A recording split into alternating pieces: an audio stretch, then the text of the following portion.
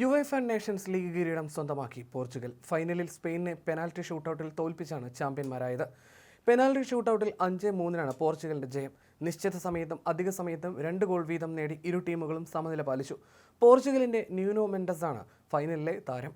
ആവേശകരമായ മത്സരത്തിലെ ആദ്യ പകുതിയിൽ സ്പെയിൻ മുന്നിലായിരുന്നു. 21 മിനിറ്റിൽ മാർട്ടിൻ സുബിമെൻഡിയാണ് സ്പെയിനിനു വേണ്ടി ആദ്യ ഗോൾ നേടിയത്. പിന്നാലെ തന്നെ 25 മിനിറ്റിൽ പോർച്ചുഗലിനായി നുനോ മെൻഡിസ് ആദ്യ ഗോൾ നേടി. മെൻഡിസിന്റെ ആദ്യ അന്താരാഷ്ട്ര ഗോളാണിത്. ഇതോടെ മത്സരം സമനിലയിലായി. പിന്നീട് 45 മിനിറ്റ് വരെ മത്സരം സമനിലയിൽ തുടർന്നു. ആദ്യ പകുതി അവസാനിക്കുന്നതിന് തൊട്ടു മുമ്പായി സ്പെയിൻ ലീഡ് ചെയ്തു.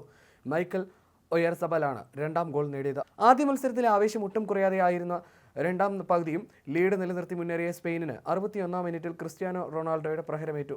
മത്സരം 2-2 എന്ന സമനിലയിലായി. ഇതോടെ 90 മിനിറ്റിന് ശേഷവും സമനില തുടർന്നതോടെ മത്സരം അധിക സമയത്തേക്ക് നീളുകയായിരുന്നു. എന്നാൽ 120 മിനിറ്റിന് ശേഷവും വിജയ ഗോൾ നേടാൻ ടീമുകൾക്ക് സാധിച്ചില്ല. തുടർന്ന് പെനാൽറ്റി ഷൂട്ടൌട്ടിൽ ഇരു ടീമുകളും ഒന്നിനു പുറകെ ഒന്നായി വലകുലുക്കുകയായിരുന്നു.